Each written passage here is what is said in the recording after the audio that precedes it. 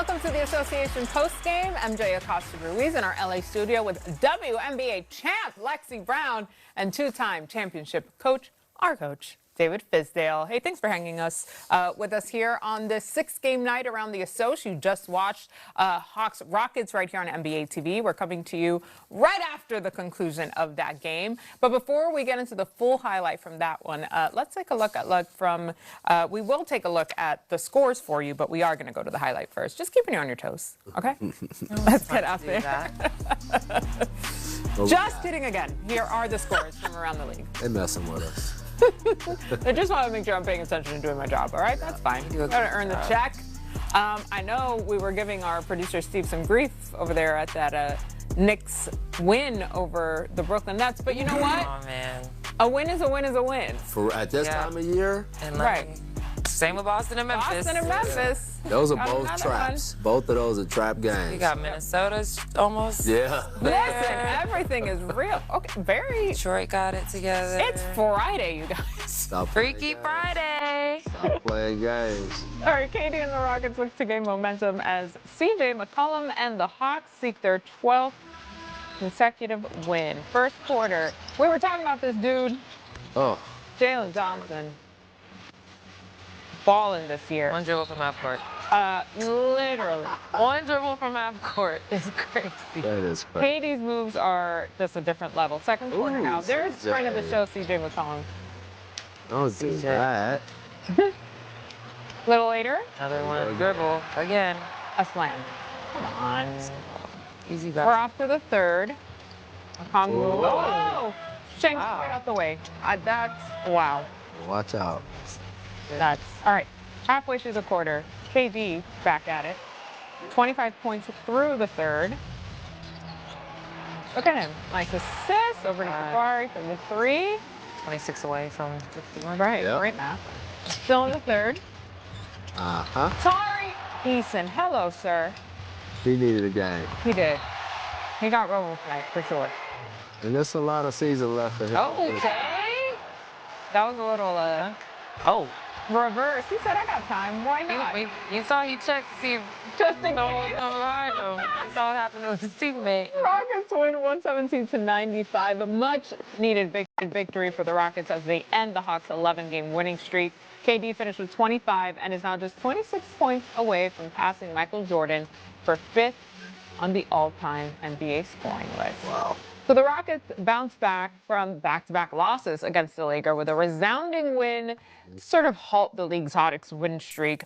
That puts them at an even 5-5 split in their last 10 games, Coach. You highlighted Coach Ime's role in this win for sure, specifically before we went live. What stood out to you about this? That was an Ime win. You could see the level of competition that they brought to the game, the edge that they brought to the game. They were picking Atlanta up. They were imposing their will. They controlled the line of scrimmage, if we want to go back to the football terms. But I could just see it. That's after 2 losses to that Laker team, which I know in Ime's mind, I'm telling you, I know how Ime thinks. He thinks he lost to a soft team in the Lakers. Because that's how he looks at the teams like that. He truly fires his teams up to be the toughest team in the league. So he looks at Luka as more like a finesse player and like stylish and profiling. That was boiling with him losing to them twice. And so you could see the level that they brought today, that coach and the staff really prepared them for this game. I want to play a little game of what if, as in how much do you think a healthy Fred VanVleet would have changed this team's chances to contend this season, Lexi? I think it changes it completely. They don't have a regular point guard. They don't have a backup point guard.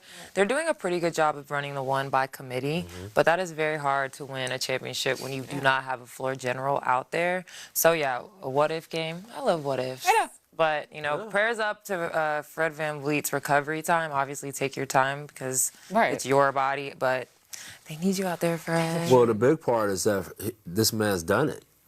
He held the trophy. Like, that's more than anything. That experience when you're trying to get to a place, to have a guy that's already done it and he's running your show. And he understands how to win close games. He understands the details that goes into scouting reports and executing scouting reports. He understands adjustments and can execute adjustments. Like, that stuff matters when you talk about winning a title, competing for a title. And so, yeah, that presence is definitely missed. And again, I do think E-Man and staff deserves a lot of credit for how they've worked around not having a bona fide point guard. Yeah. All right, let's check in on Raptors Nuggets. It's over on Altitude Sports and Entertainment. Chris Marlowe and Matt Devlin are on the call.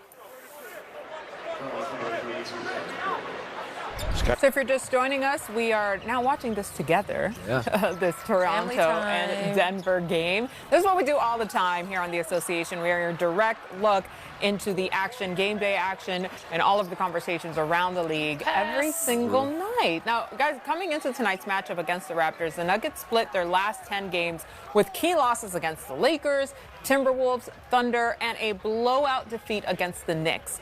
Health, obviously a huge issue for this team. Peyton Watson is missing his 19th straight game. Joker, Cam Johnson, Aaron Gordon have all missed significant stretches throughout the season because of their own injuries. With that in mind, what's been your assessment, Coach, of these Nuggets up to this point this season? I mean, well, they're the #1 offense in the league, all right? So injuries, no injuries, that part of their game has not suffered at all. They have to guard better. They're like 21 or 22 defensively right now. And I think, I always talk about the Lakers' foot speed. When you look at the Nuggets, they don't have necessarily guys that are necessarily quick lateral defenders, right? They got big, long guys, but when it comes to teams that's got to, you got to deal with that real quickness that the NBA presents, they don't have that. And then Joker's not a rim protector, right? So, we talk about point of attack defenders. When I look at them, Brown is maybe the closest thing they have. Bruce Brown is a guy, but he doesn't play enough of the big minutes that they need. But I think they got to figure out what they're going to be defensively and start turning it up on that end, because clearly offensively they got it figured out. It don't matter who's on the floor for them. All of those names we just listed with injuries, and they're still #1 in offense. That system is speaking for itself. They have to figure out the defensive end. Even if we just take that sample size of when Joker was sitting on the bench with a little turtleneck and blazer on, you could see that there was not a drop-off there. No. He was just watching, okay, when I get back in there, Lexi. It's been impressive, but there is still, to Coach's point, that missing link. I mean, I think that's the best thing about Joker. He has the ball a lot. He's a volume scorer, but he keeps everybody involved. Right. So in the rare cases where he does miss a significant amount of time, the offense is still going. His teammates have confidence. But I agree with Coach. Like, as good as they are offensively, they still have a lot of work to do defensively. And at the end of the day, when it comes down to a 7-game series in the playoffs, fatigue sets in, shots aren't falling. You have to be able to lean on your defense, and they just don't have that capacity right now. And who do they have to beat? Off the bounce San Antonio, off the bounce OKC. Yeah. And even, although it's not the same attack, off the bounce Luka. You have to guard the ball and be able to keep that ball out of the paint.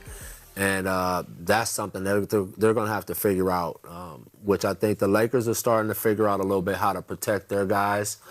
Denver's going to have to, figure out some things defensively as well. Time's ticking. We're getting real close. All right, coming up on the Association post-game, Coach is going to give us a comprehensive breakdown of Wemby's game winner against the Suns last night. Don't go anywhere. The Assoc will be right back. He's big.